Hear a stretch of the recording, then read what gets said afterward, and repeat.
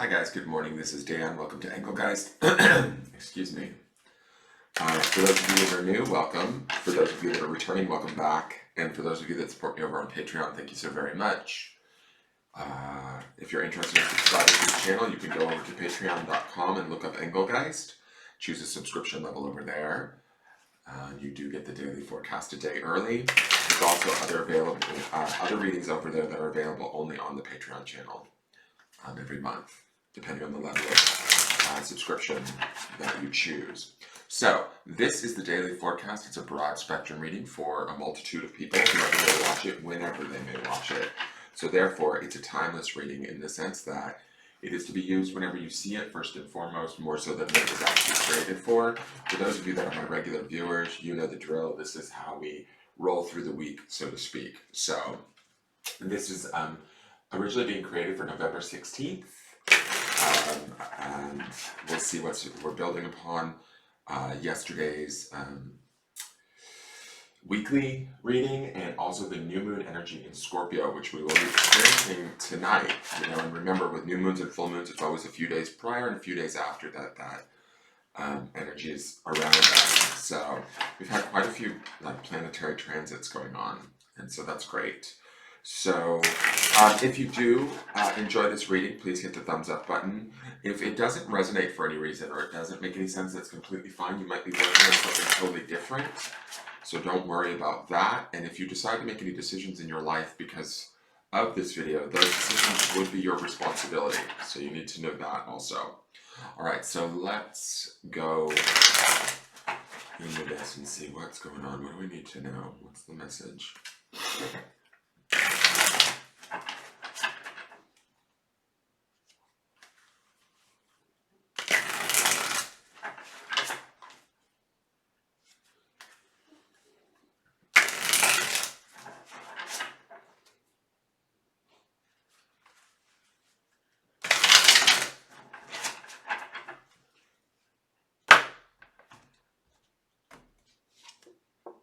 Oh wow, it's GRIMALKIN again. Okay. So we have that Seven of Cups energy underneath, right? We've got that underpinning energy of the Seven of Cups, if you guys watched yesterday's video. And with the new moon energy, right, that's happening the night prior and still affecting us probably on this day. New moon energy is all about sort of what we want to sort of begin to create new, right? Where do we want to start with? Where do we want to put our attentions, our energies? What do we want to let go of? That kind of a thing. Full moons are also about releasing too, but I also feel like we build during the new moon cycle. And so when I look at GRIMALKIN, we were just talking about GRIMALKIN. He was here, or she was here, I believe it's a female cat on there, on the 13th, which was last Friday, which was only 2 days ago. And to me, it's about sort of old crone energy. I feel like when I look at this card and I'm looking at the Seven of Cups, or I'm thinking about the Seven of Cups underneath this card, to me it's about being attached to the wonder today, the magic of life, right? When I'm looking at this cat, he looks like he's, or she looks like she's sort of, the cat doesn't need a sex, it looks like, or they look like, they're sort of mystified by the wonder and the beauty of life, right? Even the challenges of the forest, right? If sometimes we can't always see clearly, and that would be the confusion of the Seven of Cups, because this forest is a little bit dense. There's a lot of activity going on here. But GRIMALKIN, or this cat here, seems very okay with it all, right? Sort of centered in their own space, taking it all in, looking at everything. We do have like this owl that always, to me, represents knowledge, and it being a white owl kind of speaks to the purity or the spirit, or our spiritual awareness, our own spiritual knowledge. We have bat, which would be more the subconscious or the dark side, the shadow side.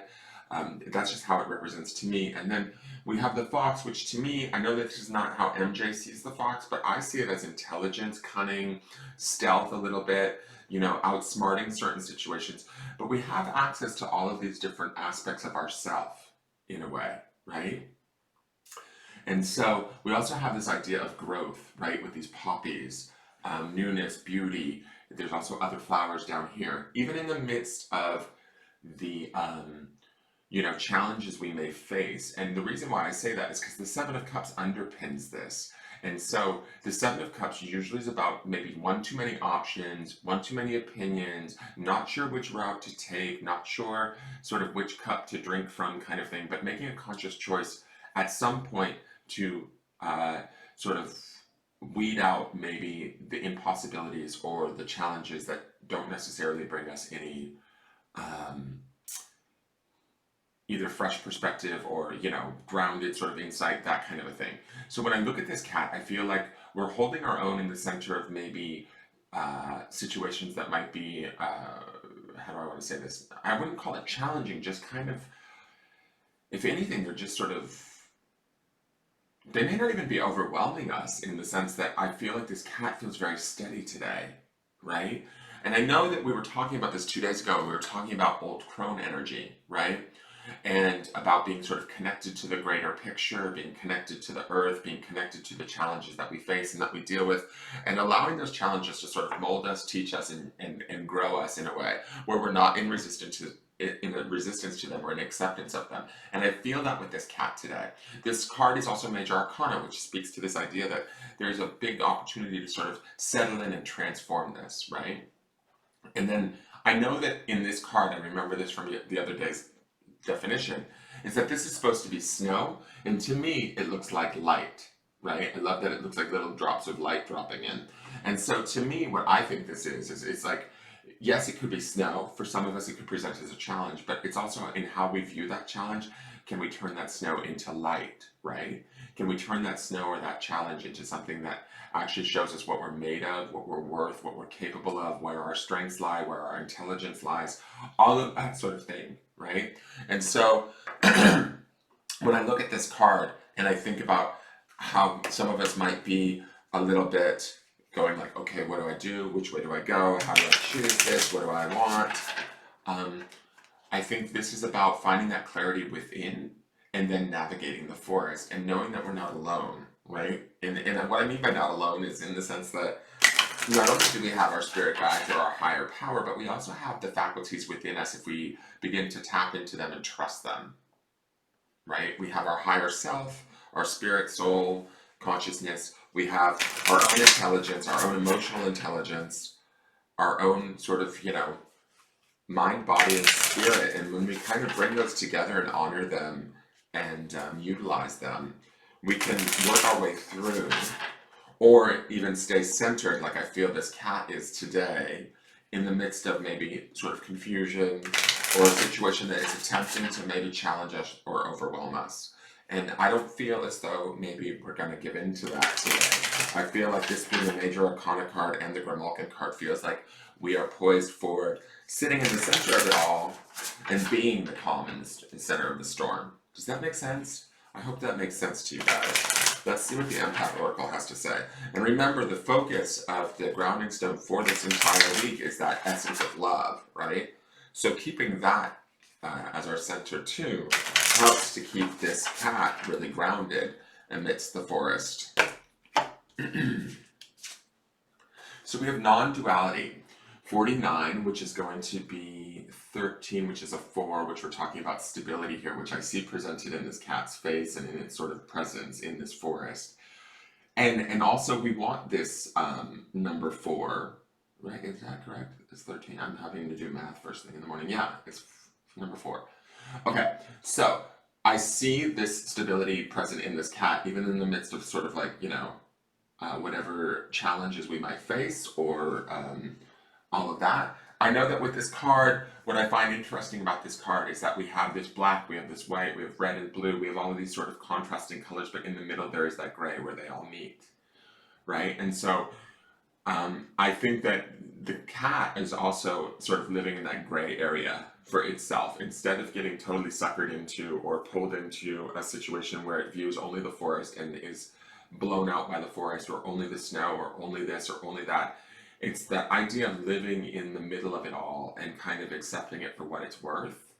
And also, like I said, viewing it with that sort of the love or that energy, that vibration of, love of ourselves, love of whatever the situation may be, and allowing that to kind of carry us through this. Instead of looking at things with good or bad, wrong or right, kind of going more middle of the road, and then seeing what we learn from whatever it is that we may be facing. And all of you might be facing different things. So whatever those things may be, try not to form, I don't want to say don't form an opinion, but I also want you to like not go too far to any one side as you go through whatever this is. Also, because of that Seven of Cups energy underneath this, is if we go too far to one side, then we get caught up in that duality of, oh, I'm right, they're wrong, or I'm wrong, they're right. You know, this is light, that's dark, that's good, this is bad. We don't want to play that game at this time. We want to stay sort of centered in what we know to be true for ourselves and then act from that place. And I think that's the power of this GRIMALKIN card. Let's look at the grounding stone.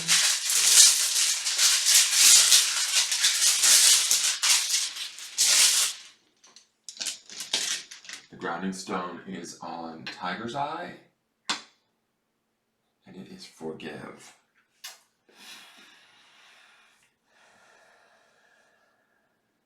I'm going to say this, to get to the love stone that we saw yesterday, that should be the theme throughout the week.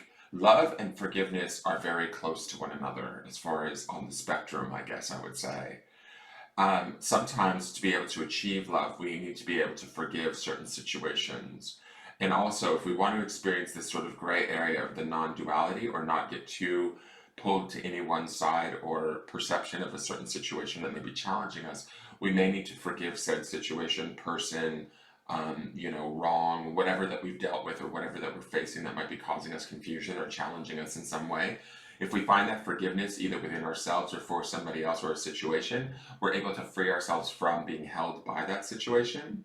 That also opens us up to being able to experience that love that we're looking at throughout the theme of this week, right? When we're able to look at things from a state of love, we're able to be more impartial or unbiased towards people, their motives, situations, the outcome, all of that sort of stuff. And when we're freeing ourselves, we're actually empowering ourselves to kind of see it from a different perspective. So to me, this idea of where can I forgive would speak to the idea of where can I let go, where can I make peace with whatever it is that I'm facing or dealing with, and not get too caught up in the details or the motives or, again, black or white, right or wrong, light or dark.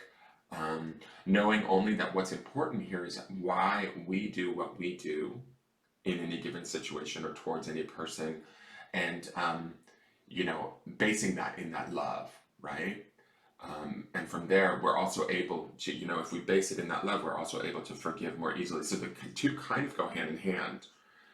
We might need to find forgiveness first for some of us to be able to experience that love again towards a situation or person. We also might need to give that situation a little bit of love so that we're able to then forgive or release or let go. And that could be for ourselves or a situation. So let's read GRIMALKIN again really quick. I love that GRIMALKIN showing back up. So it's dedicated to the cat, Missy. The symbolism is the birch trees is crone energy, wisdom, and ancient knowledge. The owl is magic, wonder, and renewal. The bat is letting go of the past, transition, evolved connection with intuition. The fox is seeking solitude, problem solving, and being clever. The snow is purification, finding peace, and end of a season and transformation. The gray cat, the wise older woman. This deck is dedicated to the energy of those women who had walked the path before us, who created that trail we walk down so effortlessly today, forgetting that there was once a time before it was carved out. If the GRIMALKIN should appear to you, it is because you could use healing, and that will start with a dose of reality. I'm going to just stop here for a moment. That healing could be found in forgiveness today, guys. It is time to resist impulses that come from immaturity and go inward, and that would also be non-duality energy, guys. The wisdom of the matriarch lives with, it's time to go inward. Are events happening to you, or are you the one in control? The wisdom of the matriarch lives within us, where the unity card brings trust to others. The GRIMALKIN card asks that you cultivate trust with yourself, with your intuition and your spirit. Have patience with the world around you. Listen for the whispers of the crone, as she will help you find your peace, your power, and your unique magic. Positive attributes. Allows events to take place with patience and grace, feeling drawn into a nature content with life, highly intuitive, steps back and allows others to make mistakes so as to learn, offers healing and wisdom with a soft touch. The negative would be prefers to be isolated, retreats from society, clings to old ways of doing things, causes negative feelings or emotions as a result of being impatient or critical. So I think that with this forgive stone and this non-duality stone, I think we're stepping away from that, or that's what the message is today, is to sort of release ourselves from that through the act of forgiveness and the act of love, and we'll be able to move forward through sort of the Seven of Cups confusion that might be around, maybe somebody's behavior or situation that we might be dealing with. Non-duality is that which I believe becomes my reality. As we each walk our path in life, we experience things that are perceived as good or bad. As empaths, the universe strives to teach us that there is a different choice. This other choice is called non-duality. Through judgments and labels, through thoughts and emotions are projected out into the world as energy. It is not hard to see that the projected experience of most, because of duality, is one of fear and lack. Seeing is one thing, but feeling this constant barrage of energetic judgment, labeling, fear, and lack becomes very taxing to empaths. It is a lower vibration. Henceforth, it is the heaviness that often becomes your daily experience in the world. When you give in to the same process of duality, you add your own energies to this experience, and because of your power, you can become your own worst enemy. Energy follows intention, and what you intend becomes your reality. The practice of positive thought and affirmations can be helpful, but isn't even that a duality? The very first moment of drama or upheaval can uproot all of our positivity, leaving you to wonder why. When you realize that sometimes bad things happen to lead to greater learnings, that adversity can build emotional strength, and all experiences can lead to energetic wisdom, the path becomes one of energetic ascension. No longer do the labels of good, bad, light, dark, spiritual, evil, abundance, lack, love, hate, sadness, and anger control the moment. When you release the labels and strive continuously to experience the vibration that is present in the teaching of the moment, you soon realize that in releasing, heaviness is replaced with that which is full of light. That's like the snow pouring down on GRIMALKIN, guys. In this absence of intention, this energy is free to be used on your journey forward. Is how I have labeled my life to become my reality. Am I happy with that reality? How am I labeling this situation? What emotions do these labels elicit? Where are these emotions getting stuck? Now, again, all of this stuff can be sort of solved, I feel like, with this forgiveness stone or the principle of forgiveness. Is there places in our lives or in our labels where we can forgive ourselves or situations or others so that we can move forward? GRIMALKIN says yes, right? GRIMALKIN's that empowered sort of cat that sort of sits and takes it all in and doesn't necessarily get too caught up in the right or wrong of any of it, or the confusion that it may present.